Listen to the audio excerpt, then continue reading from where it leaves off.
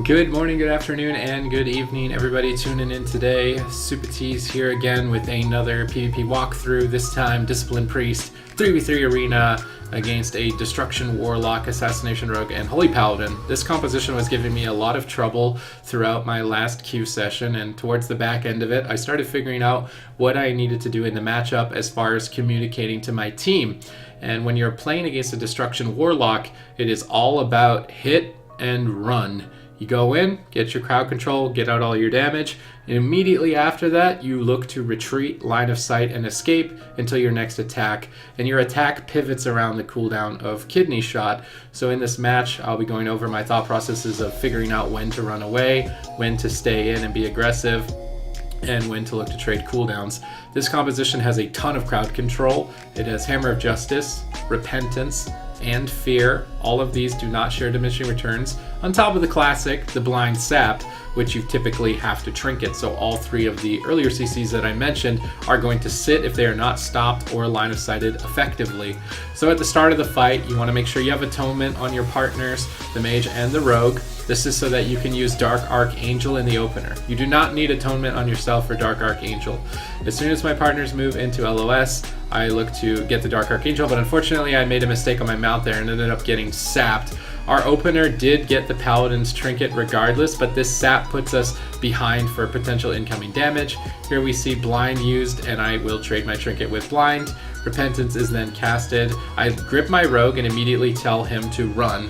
The main reason that I'm telling my Rogue to run in this position is that the Paladin currently has Avenging Crusader, so those giant wings coming off his back. Those do a bunch of damage and they heal his team a ton. It's very unlikely you're going to be able to win the game through it, so it's better to avoid the fight, out-position the Rogue, and drag him out of line of sight.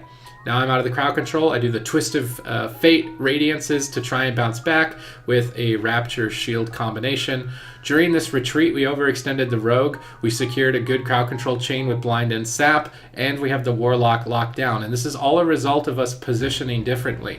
If we had stayed at the top of the bridge, we would have gotten blown up from this Destruction Warlock. So on that hit at the start, we got a Trinket, then we pulled away, and we got another Bubble and Sacrifice. They're very low on cooldowns. This is our hit now ending, so I'm telling my team to run away.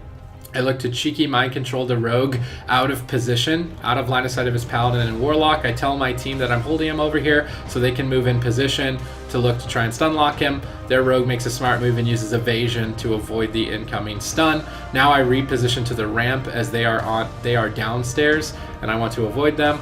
And I would like to lead an attack here. That's why I popped the Dark Archangel and I put the Shadow Fiend. We've got no trinkets. I moved to get a Psychic Scream on the Paladin and unfortunately didn't expect Kidney Shot from the Rogue. As a result, I get put behind. In this position, though, I've willed a Forsaken can break out of Fear. We've got no trinket on Paladin, no trinket on Rogue. This is the time to be aggressive, so I tried to lay down a barrier preemptively for crowd control so that my Rogue did not feel the need to retreat during this moment. It is important that while Kidney Shot is available and they do not have these vital cooldowns that we attack, but Sacrifice was traded. That immunes damage on the Rogue, redirecting to the Paladin. Now that our hit and our attack is over, it's time to reposition. It's time to go back downstairs and try and cast some heals. I should have line of sighted this Fear. I was in a good position to do it, and because I don't, it puts us in a very precarious situation where the crowd control chain is almost endless. Luckily, my Mage with a clutch polymorph catches the Paladin out of position, and with those Twist of Fate Radiances, I was able to keep my Rogue alive despite him getting Chaos Bolted. I chained the crowd control into a Psychic Scream during this attack, and ultimately we attritioned the Paladin's cooldowns and were able to out-position the Warlock. I could have definitely played better in this game, avoiding that Fear, but it's important to be clear with your team when to run and when to stay in. If you've got Kidney Shot and you've got cooldowns, you want to make a push, but not into Avenging Crusader, not into defensive cooldowns. As soon as the enemy team activates defensive cooldowns, you look to polymorph, retreat away, and avoid the fight. And if you can effectively do this hit and run strategy, you will have a lot more consistent victories against Destruction Warlocks. So I hope that this video was of some help to you today, and I hope that you will hit the notification bell and subscribe to the channel. I'm doing my best to upload guides and walkthroughs every single day. I'm expanding my repertoire of classes and specs as well as I'm leveling through them, gearing them up, and advancing my skills on them. So I look to make this a big thing for hopefully all of the specs in the future, but that is a big task, so I'm doing my best to make it through all of that. Either way, thank you for tuning into the video again, and I'll see you on the next one.